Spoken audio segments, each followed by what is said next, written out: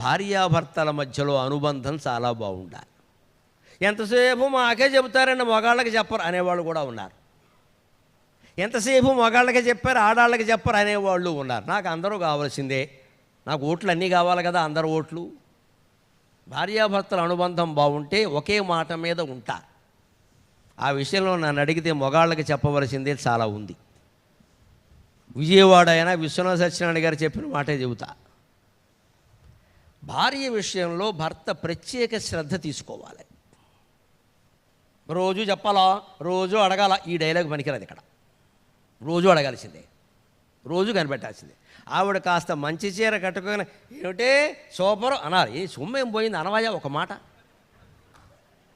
ఏటనేది వాళ్ళకి తెలియదు, ఏటి అనకూడదు ఇక్కడ, అనాలి. అది బాధ్యత, అది బాధ్యత. సంతోషిస్తారు ఆ చిన్న విషయానికి. అలాగే భార్యకి ఏదైనా అనారోగ్యం వచ్చినది, గాయం అయిందనుకోండి, వంట చేస్తుంటేనో ఆఫీసులో ఏదైనా గాయం అయిందనుకో, వాడి ప్రవర్తన విచిత్రంగా ఉంటుందని విశ్వనాథ సత్యనారాయణ గారు చెబుతాడు. తల్లితో చెప్పుదురు మరి తనయులకు చెప్పుదురు, తల్లితో చెప్పుదురు మరి తనయులకు చెప్పుదురు. చిత్రమైనది స్త్రీ జగత్తు, చిత్రమైనది స్త్రీ జగత్తు, అతివ దుఃఖం ముగని భర్త అడుగవలయు, అతివ దుఃఖం ముగని భర్త అడుగవలయు, చెప్పకయ్య తప్పనప్పుడు చెప్పుదురది. స్త్రీ మనస్తత్వాన్ని కాచి వడబోసేశాడు విశ్వనాథ సత్యనారాయణ. భార్యకి ఏదైనా గాయం అయితే ఒంటి మీద తల్లితో చెప్పుదురు. అమ్మకి ఫోన్ చేసి, అమ్మ వంట చేస్తుంటే చెయ్యి కాలిపోయింది, ఆవిడ ఎక్కడో ఉంది అండమాన్లో, ఆవిడకి చెబుతుంది. ఆవిడకి ఎన్నిసార్లు కాలిందో చెయ్యి, అలాగా అమ్మ అనేది ఆవిడేదో చెబుతుంది, తల్లితో చెబుతుంది. అంతేకాదు, కొడుకు వస్తాడా, ఇప్పుడు చూడరా ఎలా వేలు కాలిపోయింది అని కొడుకు చెబుతుంది, భర్తకి చెప్పదండి. చెప్పకుండా పైగా ఇక్కడ చెయ్యి కాలింది అనుకోండి, ఇలా దాచేస్తారు. ఇలాగ చూడకూడదా, అడగకూడదా, తెలుసుకోకూడదా, అసలు మనుషులు పట్టించుకోరు. ఇక్కడ వస్తుంది తేడా. ఇది విచిత్రం, మీరు అనుసరించి చూడండి. చెప్పరు, కనిపెట్టాలి, అడగాలి. అసలు ఇంటికి రాగానే ఎలా ఉన్నామని అడగరు. ఏమన్నా తిన్నావా లేదా అని అడగ. ఎంతసేపు కాఫీ పెట్టావా, నలుగురు వస్తున్నారు. కాఫీ హోటలేట ఇక్కడ, నలుగురు వస్తున్నారట. ఇంట్లో పెళ్ళ ఉన్నది కాఫీలు పెట్టడానిక. నలుగురు వస్తారు. మన నలుగురు తీసుకెళ్ళడానికి చివరిలో నలుగురు వచ్చేవరకు నలుగురు వస్తూనే ఉంటారు ఇంటికి. ఇక్కడ ఏంటి నలుగురు వచ్చేది పని లేక. ఇంట్లో వాళ్ళని ఇలాగా మొత్తం ప్రతిదానికి సర్వీస్ పేరు మీద యాతన పెట్టేసామనుకోండి, వాళ్ళకి విసుగొచ్చేస్తుంది. ఇంకా ప్రేమ మాటలు ఏం లేవా, ఈ సప్లయింగ్ అయినా ఎంతసేపు. పైగా ఈ మధ్య ఒకటి కనిపెట్టారు ఇక్కడ, వంటింటికి హాల్కి మధ్యలో సర్వీస్ విండో, అదొకటి ఇక్కడ భారీ సప్లయర్ అయిపోయింది. ఇక్కడి నుంచే ఇచ్చేయడం. ఇక్కడ ఏంటి సర్వీసు, అందరికీ వచ్చిన వాళ్ళు కాఫీ టీలు ఇవ్వాలని ఇది ఒక పనా? అసలు మన ఇంటికి వచ్చేవాళ్ళు ఎవరైనా సరే మనతో మాట్లాడడానికి వస్తారమ్మా, ఆ విషయం గుర్తుపెట్టుకోండి. కాఫీ టీల కోసం రారు, బంధువులు కూడా రారు. వీళ్ళందరికీ ఉన్న ఎవరు మీరు ఇవ్వక్కల. ఏదో వేసవకాలం వస్తే మంచినీళ్ళు ఇస్తాం చాలు, చలికాలం వచ్చింది ఇబ్బంది పడదు, కాస్త టీ పెడతాం అప్పుడు, లేదా అక్కర్లేదు, కూర్చుని మాట్లాడండి ప్రేమగా. ముందు ఇంటికి రాగానే భర్త చేయాల్సిన పని ఏమిటంటే, ఆఫీసు నుంచి ఇంటికి రాగానే భార్య ఉద్యోగం చేస్తున్నా సరే చెయ్యకపోయినా సరే, బాగున్నావా, ఆరోగ్యం అది బాగుందా, మధ్యాహ్నం తిన్నావా, ఏం సరిగ్గా తినావు, ఆవిడ తిన్నా సరే అడగాలి. అది లెక్క. అప్పటికి 3 సార్లు తిన్నా సరే 4వసారి తినమని చెప్పాలి. నీ సొమ్ము ఏం పోయింది చెప్పరాదా? ఓ మాట అంటే ఏం పోయింది? ముందు పలకరింపు. ఇక్కడ ఆఫీసులో మన గొప్పలు చెప్పుకోవడం కాదు. ఇక్కడ అది చెబుతున్నాడు, తల్లితో చెప్పుదురు, తనయులకును చెప్పుదురు. వాళ్ళ అమ్మకి చెబుతారు, పుట్టిన పిల్లలకి చెబుతారు. గమనించండి, అందులో ఉండే తేడా. విశ్వనాథ సామాన్యుడు కాదమ్మా, ఈయన లోపల ఎనాటమీ ఉంది, మానవ నిర్మాణ శాస్త్రం ఉంది. ఊరికే చెప్పలేదు ఆయన. ఎందుకు చెబుతారు తల్లికి? కొడుకులకు ఎందుకు చెబుతారు? కూతుళ్ళకి ఎందుకు చెబుతారు? భర్తకు ఎందుకు చెప్పరు? మనస్సుకైన బాధ కూడా ఒక్కోసారి చెప్పరు. అలా ఎందుకున్నామని అడగచ్చు కదా, అడగరు. ఊరికి కూర్చోబెట్టి వెళ్ళిపోవడమే. భార్య డల్గా ఉంటే అడగచ్చు కదండి. అలా ఉన్నామని అడగచ్చు. అడగాలని అనుకుంటుంది భార్య, కొడుకు అడగాలని అనుకోదు, తండ్రి అడగాలని అనుకోదు, తల్లి అడగాలని అనుకోదు, భర్త అడగాలని అనుకుంటుంది. మరి తనయులకు చెప్పుదురు, చిత్రమైనది స్త్రీ జగత్తు, అతివ దుఃఖము కానీ భర్త అడుగోవలయు. భార్య దుఃఖాన్ని గమనించి భర్త అడగాలి. అయితే రాగానే భార్య పరిశీలనగా చూడాలి. ఏదైనా వణుకుతున్నట్టో బాధపడుతున్నట్టో నడకలో తేడా ఏమైంది అని మాట్లాడాలి. అక్కడ తండ్రి అవతారం ఎత్తాలమ్మా భర్త కాదు, తండ్రి అవతారం ఎత్తాలి. ఓ తండ్రి కూతుర్ని పలకరించినట్టే పలకరించాలి. వాళ్ళు పొంగిపోతారు వెంటనే. ఆయనకి ఏమిటో నా మీద ఎంత ప్రేమ, అలా పట్టించుకుంటారా అని అడుగుతారు. అయితే పరమానందంగా ఉంటుంది. ఎందుకని ఇలాగా ఎనాటమేం చెబుతున్నా, తల్లితో చెబుతారు, కొడుకు చెబుతారు, తల్లి శరీరం నుంచి తను వచ్చింది, తన శరీరం నుంచి కొడుకు వచ్చాడు. అక్కడ సహజమైన బంధం ఉందమ్మా. భార్యాభర్తల మధ్య బంధం ఎంత గొప్పలు చెప్పుకున్నా అది కృత్రిమమైన బంధమే.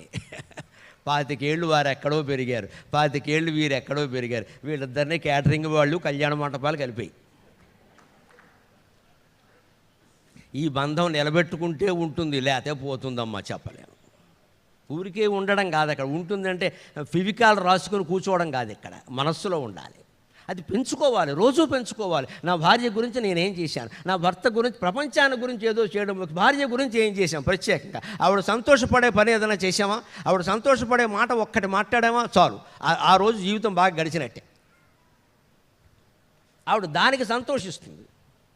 ఈయనకి ఎన్ని బిరుదులు వచ్చాయి, కావ్యాలు రాశారు, అవార్డులు వచ్చాయి కాదు, ఆ అన్ని సభలలో ప్రత్యేకించి సన్మానాలు జరిగినటువంటి విశేషమైన సభల్లో భార్య మనతో ఉండవలసిందే ఖచ్చితంగా. ఆవిడకి జరిగాకే నాకు జరగాల గౌరవం అనేది, అప్పుడే అనుబంధం బాగుంటుంది.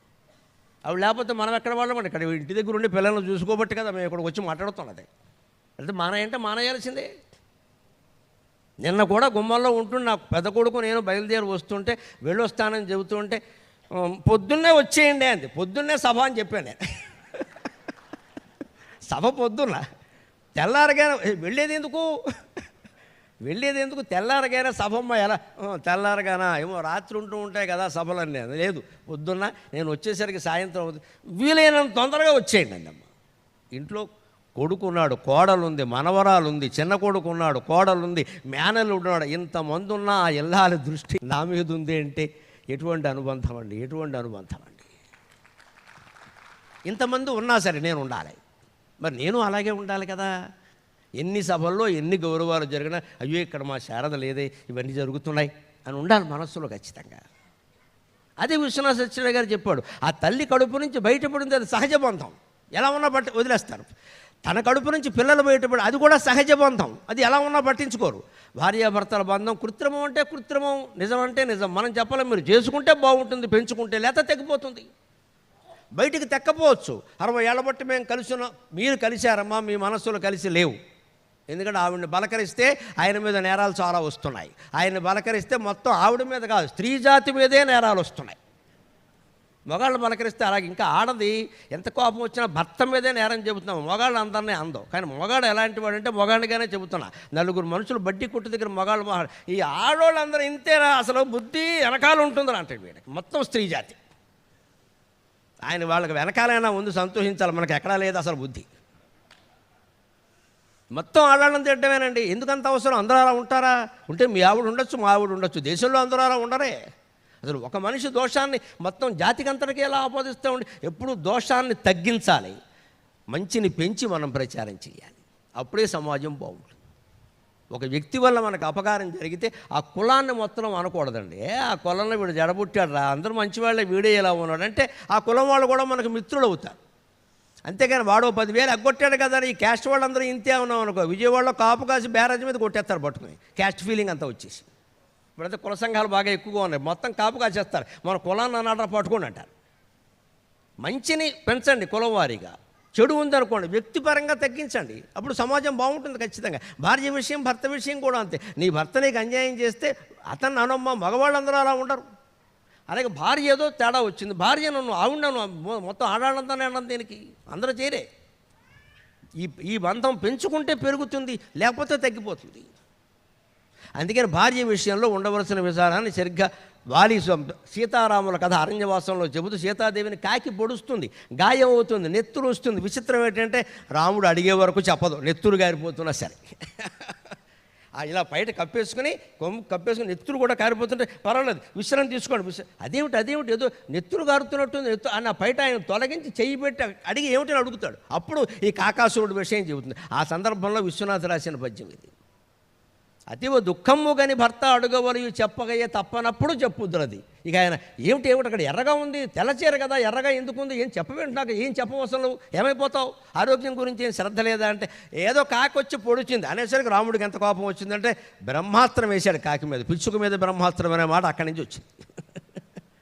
కాకైనా పిచ్చుకైనా ఒకటే కదా, చిన్న పక్షి, దానికి బ్రహ్మాస్త్రం అనవసరం. కానీ వేసాడు ఒళ్ళు మండింది. అంటే భార్యకి ఏమన్నా జరిగితే రాముడికి అంత కోపం వస్తుందమ్మా. That is India, that is India. అది అనుబంధం అంటే. దెబ్బకి ఆ కాకి 3 లోకాలు పరిగెట్టింది, బ్రహ్మలోకానికి వెళ్ళింది. బ్రహ్మదేవుడు నేను రామభక్తుడిని, నేనేం చేయలేను అన్నాడు. నా అస్త్రం ఆయన ముందు పనిచేయదు. కైలాసానికి వెళ్ళాడు శివుడు, నేను శ్రీరామ రామ రామేతి అని మంత్రం చదువుతూ ఉంటానమ్మా, నేనేమీ చేయను అన్నాడు. చివరికి వచ్చి రాముడు కాళ్ళ మీద పడింది, సీత కాళ్ళ మీద పడమని చెప్పాడు. పోన్లేండి వదిలేయండి, మంచిది, రామబాణం వృధా కావడానికి వీల్లేదు, ఏదైనా ఇచ్చేయింది. ఒక కన్ను ఇచ్చింది. అప్పటి నుంచి కాకికి ఏకాక్షి అని పేరు వచ్చింది. ఒకటే కన్ను ఉంది, ఒంటి కంటితో మిగిలింది. ఈ మొత్తం వ్యవహారం ఎందుకు జరిగిందంటే భార్య పట్ల భర్త ఉండాల్సిన విధానం, అలాగే భర్త పట్ల భార్య ఉండాల్సిన విధానం కూడా భారతంలో ఒక సందర్భంలో చెబుతారు. అక్కడ బకాసురుడు కథ వచ్చినప్పుడు కుటుంబం వాటా వస్తే, ఒక బ్రాహ్మణ కుటుంబం వాటా, కుంతి అక్కడే ఉంటుంది పాండవులతో. అప్పుడు వాళ్ళు ఏమంటారు, ఎవరినో బలి ఇవ్వడానికి పంపించాలి కదా. ఆ యజమాని అంటాడు, కుటుంబ యజమాని, ఆ బ్రాహ్మణుడు, నేను వెళ్ళిపోతాను అంటాడు. వెంటనే భార్య అంటుంది, ఏమయ్యా, లోకంలో భర్త వెళ్ళిపోతే భార్యకి దిక్కు లేదయ్యా. అందుకే అప్పుడే ఉద్యోగాల చదువులో ఏమున్నాయండి, మరి దిక్కు లేదయ్యా, వెత్తంతూ పైగా అవమానిస్తారు కూడా, పేరెంటానికి కూడా పిలవరయ్యా, నేను బతికినా ఒకటే పోయినా ఒకటే, అందుకని నువ్వు ఉండవయ్యా, పిల్లలిద్దరు ఉన్నారు, పెంచుకోవయ్యా, నేను వెళ్ళిపోతాను బలిగా ఉంటుంది ఆవిడ. అప్పుడు ఆవిడ ఒక మాట ఉంటుందమ్మా భర్త గురించి, మహిళలు అందరూ ఆలోచిద్దాం. మితం దదాతికి పిత మితం మాతా మితం సుతః అమితస్య కి దాతారం భర్తారం కాభినందతి. లోకంలో స్త్రీకి ఎవరు ఎన్ని ఇచ్చినా సరే, ఎవరు ఎంత సౌభాగ్యాన్ని కలిగించినా సరే, భర్తని మించి సౌభాగ్యం కలిగించగలిగిన వాళ్ళు మరొకరు లేరు అని చెప్పింది భారతం స్పష్టంగా. మహిళలు చప్పట్లు కొట్టారు, చాలా సంతోషం అమ్మ, చాలా సంతోషం, చాలా సంతోషం. అలాగే చెప్తూ ఉంటారు అని సాగదీయకుండా గ్రహించాలి. విశాల హృదయం ఉంటే, నేను మహిళని, నేను మగవాడిని మర్చిపోతే ప్రవచనాలు అర్థమవుతాయమ్మా. మన కులాలు, మన మతాలు, మన స్త్రీ పురుష భేదాలు, మన ఐశ్వర్యాలు, మన దారిద్ర్యాలు మనస్సులో ఉన్నంతకాలం ప్రవచనం ఎక్కదు. నేను కేవలం జీవుణ్ణి, జీవన పదం రాసుకున్నాం మనం ఎక్కడ. జీవుణ్ణి అంతే, ఒక జీవుడు, నేనో జీవుణ్ణి, మీరో జీవుడు. ఇక్కడ మన అస్తిత్వం, శరీరపరంగా ఉండే అస్తిత్వాన్ని వదిలేస్తే అన్నీ అర్థమవుతాయి, పక్షపాతం ఉండదు అక్కడ.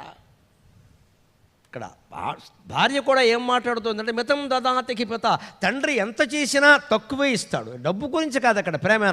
ఎంతకాలం ఉంటారు పుట్టింట్లో, వెళ్ళాల్సిందే కదా కాపురానికి. అంతే 25 ఏళ్ళు ఉంటావు, 30 ఏళ్ళు ఉంటావు మహా, ఇది ఎంతకాలం ఉంటావమ్మా. మితం మాత, తల్లి ఇస్తుందండి. ఇప్పటికీ రోజు ఫోన్లో మాట్లాడతారు తల్లితోటి. ఏం చేస్తారమ్మా, కాస్త ఓదారుస్తారు, కొంచెం ధైర్యం చెబుతారు. ఇక్కడికి రాలేరు కదా, లేదమ్మా నేను చేసుకోలేకపోతున్నానంటే, మీ నాన్న వదిలినే రాలేను కదే అంటుంది ఆవిడ. పాపం మరి కష్టమే కదా, ఆయన రిటైర్ అయిపోయాడు, ఆయన పెద్ద ఆయన, నాకు ఈ ముసలాయన బంధం ఒకటి ఉంది కదే బాబు అంటుంది. అంతే కదా. అంటే సరిగ్గా చెప్పారు శాస్త్రం. మితం దదాతికి పిత, తండ్రి ఇచ్చేది పరిమితమే, తల్లి ఇచ్చేది పరిమితమే. మితం మాతా మితం సుతః, కొడుకు ఇచ్చేది పరిమితమే. కొడుకు కోళ్ళు అంతా ఈ అత్తగారికి అనుకూలంగానే ఉండొచ్చు. అత్తగారు మీరు వచ్చేయండి, మీకు ఎందుకు 10 రోజులు ఉండండి అంటారమ్మా. 2వ రోజు పని మనిషి మానేస్తుంది. మానేసిందా, మానిపించారా కనుక్కోవాలి. ఏం చేస్తుంది ముసలావిడ కూర్చుని ఎక్కడా అంటారు. ఇక్కడ అవి గోడ పక్కన వినపడతాయి, మైకులో వినపడవు, గోడ పక్కన వినపడతాయి. ఎందుకు వచ్చిన గొడవ ఇదంతా? ఎవరిచ్చినా కొడుకు, అప్పుడు కొడుకు ఏం చేయలేడు. నీకు తెలుసు కదమ్మా, కోళ్ళకు ఒంట్లో బాగోలేదు, వాడు అటు పాడతాడు. ఏం వాడి కర్మ వాడిది, వాడేం చేస్తాడు. ఇక్కడ గట్టిగా చెప్పాడు అనుకో, అక్కడ బంధం దెబ్బతింటుంది. చెప్పలేదనుకో, ఇక్కడ తల్లి ఏమిటో పిల్లలు, అందుకే అడ్డాలనాడు బిడ్డలు కనుక అడ్డాలనాడు బిడ్డలా అని ఈ సామెతలు మొదలవుతాయి. ఇంకా ఎందుకు వచ్చిన గొడవ ఇదంతా? స్త్రీ గ్రహించవలసింది ఏమిటంటే, కొడుకు కానీ, కూతురు కానీ, తల్లి కానీ, చివరికి దైవం కానీ ఇచ్చేదానికంటే భర్త ఇచ్చే సౌభాగ్యమే ఎక్కువ. అది గ్రహిస్తే ఆ అనుబంధం నిలబడుతుంది. 90 ఏళ్ళు ఉండుగాక, ఇద్దరూ కుర్చీల్లోనే ఉందురుగాక, ఒకరి సేవ ఒకరు చేసుకోలేని పరిస్థితిలో ఉందురుగాక, వారి కార్యక్రమాలు వారే చేసుకోలేని పరిస్థితిలో ఉందురుగాక, అయినా 2 కుర్చీలు ఒక చోట ఉంటే ఆ ఇద్దరు జీవులు ఆనందంగానే ఉంటారండి, ఆనందంగానే ఉంటారు. ఏదో చేస్తారు కాలక్షేపం. అన్నం తినలేకపోతే రొట్టె తింటారు, సాంబార్ తాగలేకపోతే పాలు తాగుతారు, మజ్జిగ ఏదో చేసుకుంటే మా ఆయన నా పక్కన ఉన్నారు, మా ఆవిడ నా పక్కన ఉంది, చాలండి. ఈ అనుబంధాన్ని కాపాడుకోవాలి. మితం దదాతికి పిత మితం మాత మితం సుతః అమితస్య హి దాతారం భర్తారం కాభినందతి. తీకి లోకంలో గౌరవం అనేది భర్త వల్లనే వస్తుంది ఎక్కువగా. అటువంటి భర్తను అభినందించిన వాళ్ళు ఎవరు ఉంటారండి? అందుకని మీరు ఉండండి, నేను వెడతాను అంది. అది విచిత్రం. ఇంకా ఆ సమావేశం జరుగుతుంటే ఓ కుర్రాడు ఉంటాడు, వాడు చిన్న కుర్రాడు, వాడికి 4 ఏళ్ళు ఉంటాయి. నాన్నగారు మీరు వెళ్ళొద్దు, అమ్మ నువ్వు వెళ్ళొద్దు, నీకెందుకు ఆ చీపురు కట్ట ఎలా అయ్యి వెళ్ళిన రాక్షసుని నేను చంపేస్తానంటాడు. ఇది పెద్ద జోకు భారతంలో. చిన్నపిల్లాడు చీపురు కట్టి ఇమ్మంటాడు, నేను వెళ్ళి రాక్షసుడిని చంపేస్తాను. నన్నయ్య గారి జోక్స్, వ్యాసుడు జోక్స్ అలా ఉంటాయి. ఆ మాటలకి ముచ్చటపడి వాళ్ళు అలా వదలలేక వెళ్ళలేకుంటే కుంతీదేవి వచ్చి అసలు మీకు వచ్చిన కష్టం ఏమిటి అని అడిగి, మీరెవ్వరూ వెళ్ళొద్దు, నేను మా అబ్బాయిని పంపిస్తానంట. పైగా ఆవిడ ఎంత తార్కికంగా మాట్లాడుతుంటే తాను ఏదో త్యాగం చేస్తున్నాను అన్నట్టుగా మాట్లాడదు. ఓ పని చేయండి, మీకు ఎవరు పిల్లలు ఉన్నారు, ఇద్దరు, అందులో ఒకళ్ళు ఆడపిల్ల ఒకళ్ళు మగపిల్లాడు, ఎవరిని వదులుతారు మీరు? నాకు ఇబ్బంది లేదు, 5గురు ఉన్నారు, ఒకడు పోయినా 4గురు ఉంటారని చెప్పింది ఆవిడ. అది కుంతీదేవి త్యాగం అమ్మ, అది కుంతీదేవి త్యాగం. మరి బిడ్డల మీద ఎంత ప్రేమ ఉన్న ఆవిడ పెళ్లి కాకముందు బిడ్డను ఎందుకు వదిలేసిందో చరిత్రకు అర్థం కాదు. మనిషి అవసరాలు. అందుకే చెబుతున్న ఉపనిషత్తులు చెప్పిన మాట నిజం. దాంతో మనం 5-10 నిమిషాల్లో సెలవు తీసుకుందాం. ఉపనిషత్ వేదాంతం జీవితాన్ని మొత్తం నడిపిస్తుంది. ఛాందోగ్యోపనిషత్తులో ఒక మాట చెబుతారు, ఎవ్వరు మనని ప్రేమించినా వారి అవసరం నిమిత్తమే. దయచేసి గుర్తుపెట్టుకోండి, మన అవసరం కాదది. భార్య భర్తను ప్రేమించినా, భర్త భార్యను ప్రేమించినా, కొడుకు తండ్రిని ప్రేమించినా, తండ్రి కొడుకును ప్రేమించినా, మనం సమాజాన్ని ప్రేమిస్తూ సేవ చేసినా, సమాజం మన సేవ చేసినందుకు గౌరవించినా అవసరం నిమిత్తమే. పత్యుఃప్రియాయై పతిఃప్రియో భవతి, నాత్మనస్తు కామాయ పతిఃప్రియో భవతి, జాయాయై కామాయ జాయా ప్రియా భవతి, ఆత్మనస్తు కామాయ నాత్మనస్తు కామాయ జాయా ప్రియా భవతి. నవా అరే మైత్రేయి కామాయ పతిః ప్రియో భవతి, ఆత్మనస్తు కామాయ పతిః ప్రియో భవతి. నవా అరే మైత్రేయి జాయాయై కామాయ జాయా ప్రియా భవతి, ఆత్మనస్తు కామాయ జాయా ప్రియా భవతి. నవా అరే మైత్రేయి పుత్రస్య కామాయ పుత్రః ప్రియో భవతి, ఆత్మనస్తు కామాయ పుత్రః ప్రియో భవతి. నవా అరే మైత్రేయి విత్తస్య కామాయ విత్తం ప్రియం భవతి, ఆత్మనస్తు కామాయ విత్తం భవతి. నవా అరే మైత్రేయి సర్వస్య కామాయ సర్వం ప్రియం భవతి, ఆత్మనస్తు కామాయ సర్వం ప్రియం భవతి. ఆత్మా వా అరే ద్రష్టవ్య శ్రోతవ్యో మంత్రవ్యో నిధిధ్యాసితవ్యః. భర్త భార్యని ప్రేమిస్తున్నాడు అంటే తన కోసమే, భార్య కోసం కాదు. అలాగనే నాటకం కూడా కాదు. అవసరం. భార్య కాబట్టి పెళ్లి చేసుకున్నాడు కాబట్టి ప్రేమిస్తున్నాడు, లేకపోతే ప్రేమిస్తాడా? అదో అవసరం ఉందా లేదా? అక్కడ భార్య తనతో ఉండడం, తన కాపురం సక్రమంగా ఉంది అని బంధువులందరూ అనుకుంటూ ఉండడం ఈయనకి కావాలి. అదొకటి ఉంది అక్కడ, కోరిక. భార్య భర్తను ప్రేమిస్తోంది అంటే భార్య తన మీద ప్రేమతోనే. తనకు ఆ భర్తతో చాలా అవసరాలు ఉన్నాయి, సామాజిక బంధాలు, కుటుంబ బంధాలు, పుట్టింట్లో గౌరవం, లోకంలో గౌరవం అన్నీ తన సంసారం కారణంగా ఏర్పడుతున్నాయి. అందుకని ప్రేమిస్తోంది. అలాగే తండ్రి తల్లి కొడుకుని ప్రేమిస్తున్నారంటే వాళ్ళ కోసం కాదు, కొడుకు కోసం కాదు. ఆత్మనస్తు కామాయ పుత్రః ప్రియో భవతి. ఈ కొడుకు మీద వాళ్ళు ఆధారపడ్డారు, ఈ కొడుకు బాగా ఎదగాలి, మంచి పేరు తేవాలి, బాగా సంపాదించాలి. ఇంత సంపాదించాక మళ్ళీ ఏమయ్యా అనగానే అంతా మా నాన్నగారిదయా అనాలి. ఇదో అహంకారం తండ్రికి. నేను సంపాదించా అంటే కుదరదు, పిల్లలు ఇలా మారిపోయారంటాడు. అంటే అప్పుడు ఏమనాలి? అంతా మా నాన్నగారు ఆశీర్వచనం అనాలని ఆశిస్తాడు తండ్రి. ఒకళ్ళు ఆశించకపోతే వాడు ఖాళీ లేదని అంటాడు పాపం, అంతేగాని లోపల బాధపడతాడు. ఏమిటో అలా అయిపోయారంటాడు. వాడు సంపాదించుకోవచ్చుగా, మనకేం అభ్యంతరం? అంటే తండ్రి కొడుకుని ప్రేమించినా తండ్రి కోసమే, కొడుకు కోసం కాదు. డబ్బుని మనిషి ప్రేమిస్తాడు, అంతిమంగా చెప్పుకుందాం. డబ్బుని ప్రేమించినంతగా ఎవరిని ప్రేమించాం, ఏదొక్కబుని చెబుతూ ఉంటాం. డబ్బుని ప్రేమించేది కూడా అవసరాల కోసమే. డబ్బు మన అవసరాలు తీరుస్తుంది కాబట్టి. అవసరం తీరకపోతే ఎవడు ప్రేమిస్తాడు? ఇవాళ 2000 నోట్ని ప్రేమిస్తాననేవాడిని ఒక్కడు చూపించండి. ఉన్న నోట్లో ఇంతకంటే పెద్దది స్వాతంత్రం వచ్చిన తర్వాత పెద్ద నోటు ఏదంటే 2000 నోటే కదండి. అంతకుముందు 1000 నోటు, తర్వాత 2000 నోటే కదా. మరి 2000 నోటు, అంత పెద్ద నోటు ఒక్కసారి అదేదో ఇంకా రద్దు చేయలేదు, వాడుకలో ఉండదు అని చిన్న ప్రకటన ఇచ్చారు. మొత్తం మారిపోయింది. 24 గంటల్లో ప్రపంచం 2000 రూపాయల నోటు చీపురు కట్ట అయిపోయింది. మరి ఇప్పుడు డబ్బును ఎందుకు ప్రేమిస్తున్నాం మనం? అంతకుముందు 2000 రూపాయల నోట్ని బీరువాలో పెట్టి లక్ష్మీదేవి ఫోటో పెట్టి అమ్మో ఓ దండాలెట్టి లక్ష్మీం క్షీర సముద్రరాజతనయ హంసలోక ఏకదీపాంకురాం అన్నవాడు ఇప్పుడు చీ అని తీసి పారేశాడు. వీడు తీసి పారేసా 2000 నోటు వాచ్మెన్కి ఇచ్చాడు అనుకో, ఏం సార్ నేను ఎలా కనపడుతున్నా మీకు అన్నాడు ఆయన. పోనీ నేను వాచ్మెన్కి ఇచ్చా, వాచ్మెన్ ఏమన్నాడు, నేను ఎలా కనపడుతున్నాను సార్ అని అడుగు. ఒక్క దెబ్బండి 2000 నోటు పరారైంది. డబ్బు ఎప్పుడు అంతే. మన అవసరం కొద్దీ డబ్బును ప్రేమిస్తున్నాం కానీ డబ్బు మీద మనకేం గౌరవం లేదు. లక్ష్మీదేవి మీద అసలే లేదు గౌరవం. ఆయన విష్ణుమూర్తి ఉంటుంది, మనకెందుకు ఉంటుంది ఇక్కడ? లక్ష్మీదేవి పూజలు చేసినందుకు సరస్వతి పూజలు చేయరేమండి? చేయరండి, డబ్బులు కావాలండి. సరస్వతి పూజ కూడా ఎందుకంటే డబ్బుల కోసమే. చదువు బాగా వస్తే మెడిసిన్ చేసేస్తే, ఇంజనీరింగ్ చేసేస్తే, అమెరికా వెళ్ళిపోతే, ఆస్ట్రేలియా వెళ్ళిపోతే మన వాళ్ళు బాగుండాలి. ఎందుకు? అది డబ్బు కోసమే కదా. దేశం కోసమా, ధర్మం కోసమా? డబ్బు కోసమే ఖచ్చితంగా. అంటే సరస్వతి పూజ చేసేది కూడా మీరు డబ్బు కోసమే, డబ్బు పూజ చేసేది అందుకోసమే. అదే ఉపనిషత్తు చెప్పింది ఖచ్చితంగా. ఎవడు ఏం ప్రేమించారండి? డబ్బును ఎందుకు ప్రేమిస్తారంటే వాడికి అవసరాలు. అంచేది అవసరం కోసం ప్రపంచం పుట్టింది నాయన. అవసరం తీరగానే నిన్ను వదిలేస్తుంది. కాబట్టి నువ్వు వదలకూడని దేన్ని? ఆత్మావా అరే ద్రష్టవ్యో మంత్రవ్యో శ్రోతవ్యో నిధిధ్యాసితవ్యక. నువ్వు తెలుసుకోవలసింది, చూడవలసింది, దర్శించవలసింది, మననం చేయవలసింది, నిరంతరం నిష్ఠలో ఉండవలసింది ఆత్మనిష్టలో మాత్రమే. ఆత్మనిష్టలో మాత్రమే. మిగిలినవన్నీ దండగే. ఈ బంధాలన్నిటి పట్ల మనం ఎలా ఉండాలో అలాగే ఉంటూ నిరంతరం మనస్సులో నమశివాయ నమశివాయ నమశివాయ, నమో నారాయణాయ నమో నారాయణాయ నమో నారాయణాయ, శ్రీమాత్రే నమః శ్రీమాత్రే నమః శ్రీమాత్రే నమః, ఇలా ఏదో ఒక మంత్ర జపం మనం చెయ్యాలండి. ఎందుకోసం అంటే నిర్వికల్ప సమాధి అంటారు. అది సాధించగలిగితే అంతకంటే అదృష్టం ఇంకోటి లేదు.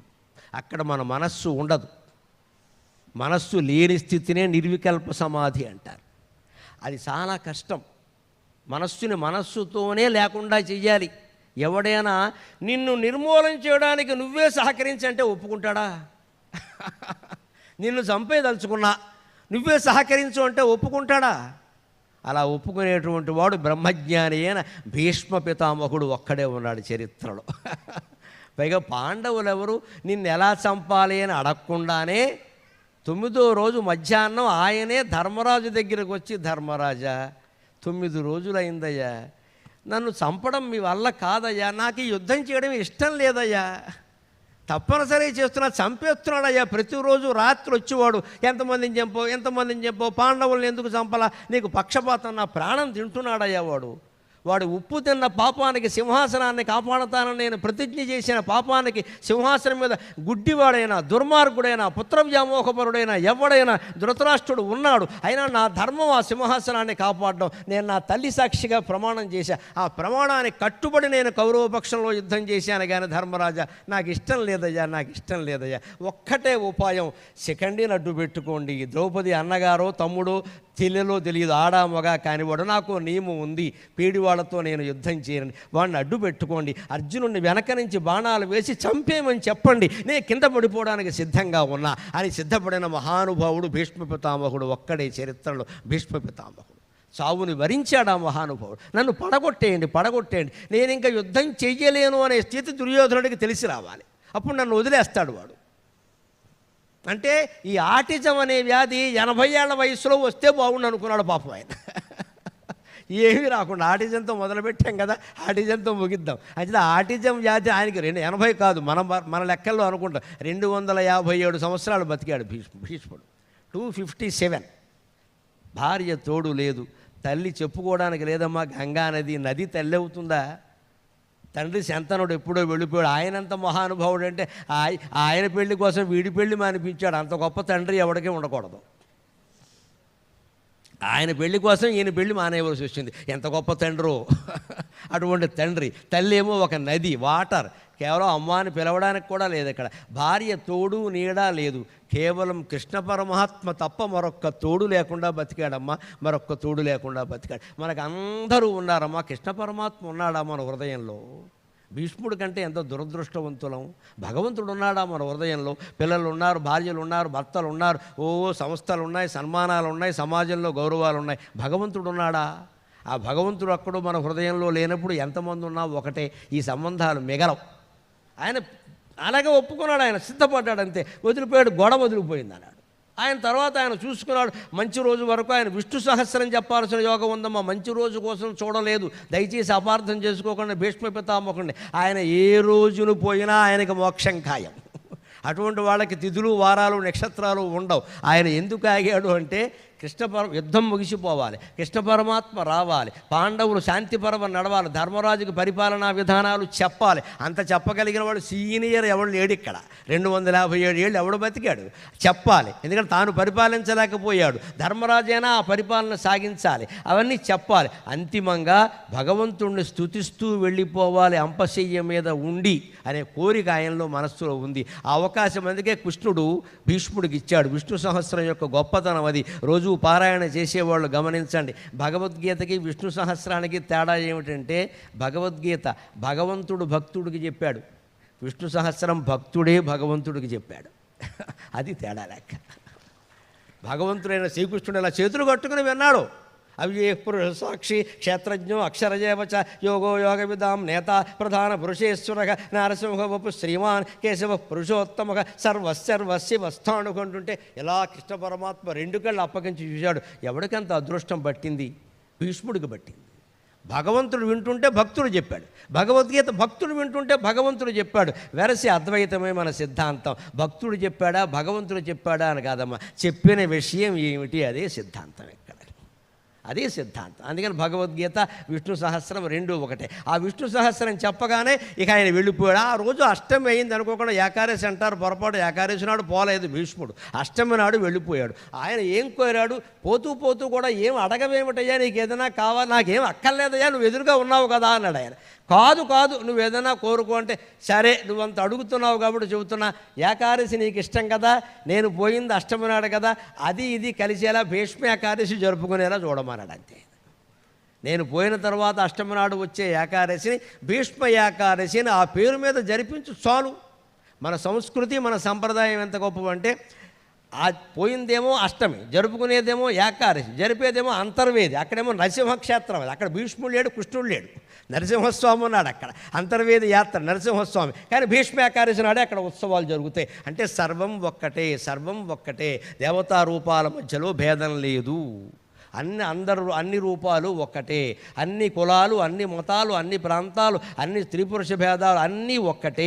ఆ అంతా ఒక్కటే అనేది గ్రహించగలిగితేనే మనం అంతిమంగా మనశ్శాంతిగా ఉండగలుగుతాం. జీవన పథంలో మన పదనిసలన్నీ సంగీత స్వరాలుగానే మారి మనకి నిరంతరమైన ఆత్మజ్ఞానంతో మనం ఆనందంగా ఉండాలి. అంటే ఏ దశలో ఎలా ఉండాలో, ఎవరితో ఎలా ఉండాలో ఉంటూ, ఈ దశలు ఈ మనుషులు అన్నీ అశాశ్వతమే, ఇది మిథ్య, ఇది భ్రమ. కేవలం కొండ మీద ఉన్న మన గుండెల్లో ఉన్న ఒక్క కనకదుర్గాదేవి మాత్రమే శాశ్వతం అనుకోగలిగితే నా జన్మ మీ జన్మ సార్థకమైనట్టే. చివరిగా ఒక్క మాట చెప్పి నేను సెలవు తీసుకుంటా. ఇంతసేపు నేను మాట్లాడగలిగాను, మీరు విన్నారు అంటే తెలుగు భాష కారణం. మనందరికంటే గొప్పది మన భాష. దాన్ని నిలబెట్టుకోవాలి. ఇంటనైనను బయటనేని మాట్లాడుచో తెలుగులో మాత్రమే పలుకవలయు. మార్కుల కొరకునై మారు భాషలు మాని తెలుగు భాష పఠించి తీరవలయు. ఉద్యోగముల తెలుగు ఉత్తరముల తెలుగు ఉద్యోగముల తెలుగు చేవ్రాలు తెలుగులో చేయవలయు. ఉత్తరముల తెలుగు ఉద్యోగముల తెలుగు చేవ్రాలు తెలుగులో చేయవలయు. ఆంగ్లము లేనిచో అన్నమే లేదను పిచ్చి ఆలోచనలు వీడవలయు. ఆంగ్లము లేనిచో అన్నమే లేదను పిచ్చి ఆలోచనలు వీడవలయు. తల్లి తెలుగు తల్లి భరతధాత్రి పొంగ నీతి పద్యములొక 10 నేర్వవలయు. మనము మన కొరకై మన మనుగడకై చేయవలెనివి ఇకనైన చేయవలయు. స్వస్తి.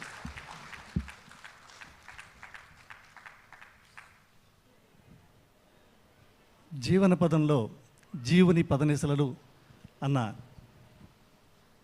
ఈ టాపిక్ మీద, ఈ అంశం మీద పద్మశ్రీ గరికపాటి నరసింహారావు గారు ఇంత అద్భుతంగా మనం ఈ జీవితకాలంలో ఏ రకంగా బాల్య కౌమార యవ్వన వృద్ధాప్య దశల్లో ఏ రకంగా ఉండాలని తెలియజేశారు.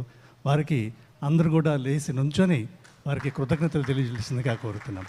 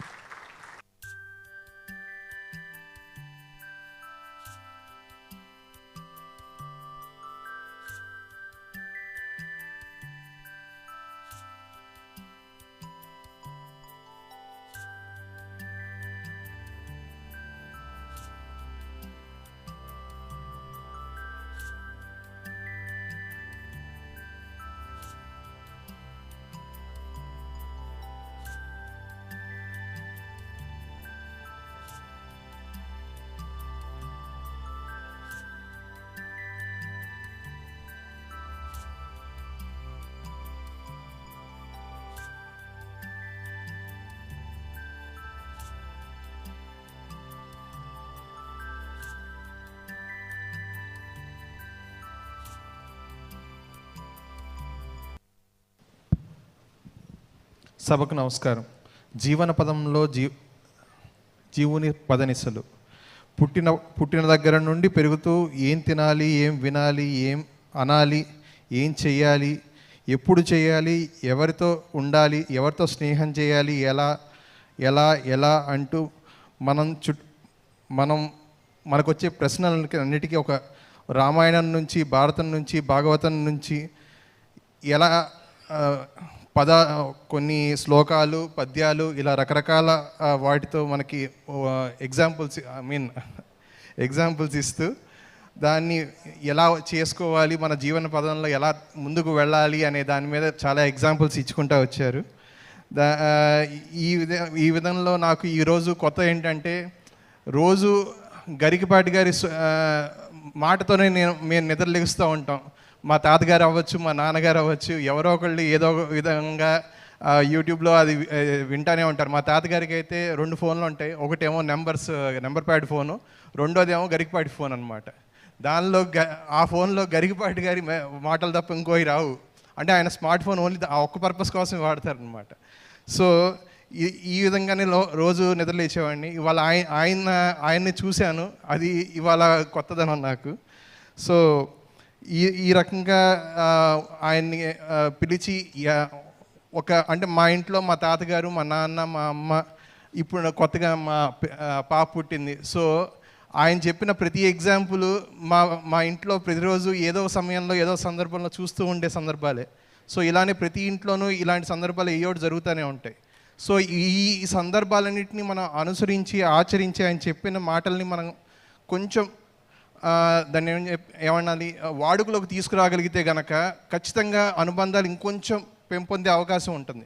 సో ఖచ్చితంగా ప్రతి ఒక్కళ్ళు ఆయన చెప్పినట్టు ఇప్పుడు కాకపోతే రేపు, రేపు కాకపోతే ఎల్లుండి, కానీ ఆచరించడానికి ప్రయత్నించి మన అనుబంధాలని ఇంకొంచెం గట్టిగా బెటర్ చేసుకోవడానికి చూద్దాం అనేది నా చిన్న ఉద్దేశం.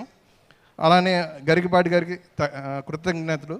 ఇలానే మన క్లబ్కు తీసుకొచ్చిన జిఎస్ఆర్ గారు, ఆయనకి కూడా కృతజ్ఞతలు. గరికపాటి వారి ముందు మనం ఏ party. Thank you each and everyone.